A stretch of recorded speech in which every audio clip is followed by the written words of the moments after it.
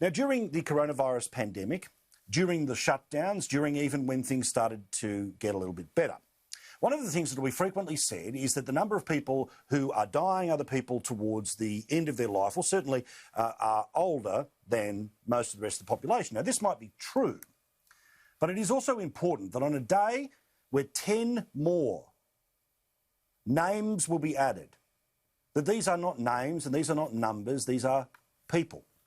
Here are just some of those that have been announced in the past couple of days that have passed away as a result of the coronavirus. Yes, at the end of other health complications and all the rest of it, but this is the face of coronavirus. People like Alf,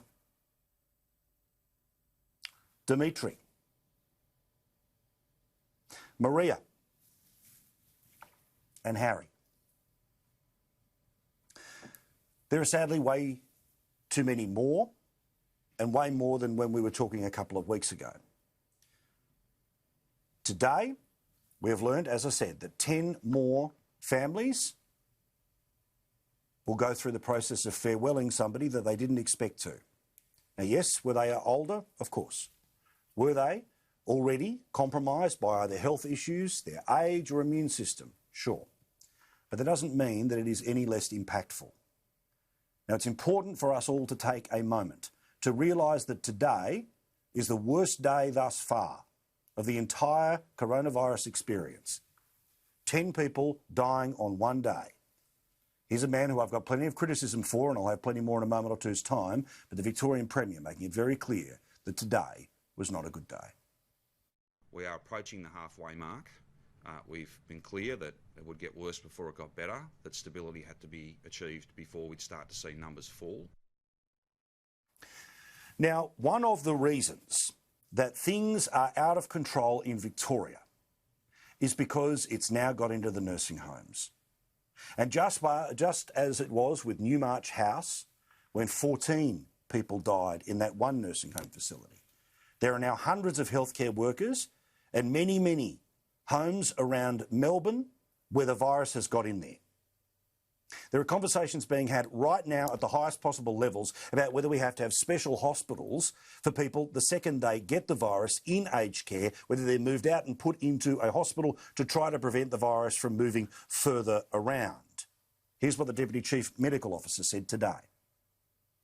Opening a standard facility is certainly an option. I think one of the things we have to recognise, though, is that people who are in aged care, as I said, my father was in aged care before he passed away, have a range of really high care needs, and that setting up a standalone facility, while possible, would be a challenge.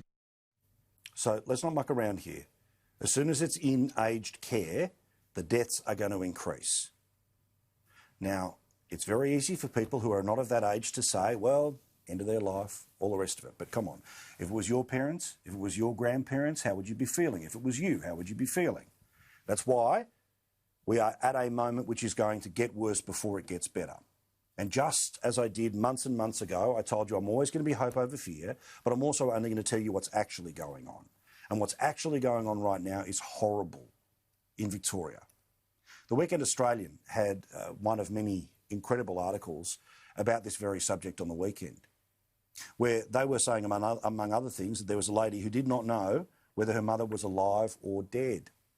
She wasn't able to get in there. They weren't returning her phone calls. And Leading Aged Care Services Australia, which represents 213 members in Victoria, said that providers were not getting support from governments in relation to personal protective equipment, staffing, and hospital transfers, as well as COVID testing. At least one aged care home wasn't even taking out the garbage. Now, what you can see there is the yellow bags with the bio-waste logo on them. If this is what's happening outside, can you imagine what's happening inside there right now?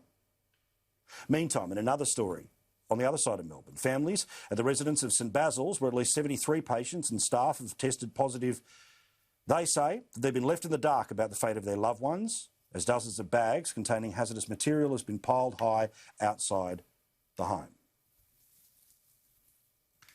This is going to get worse.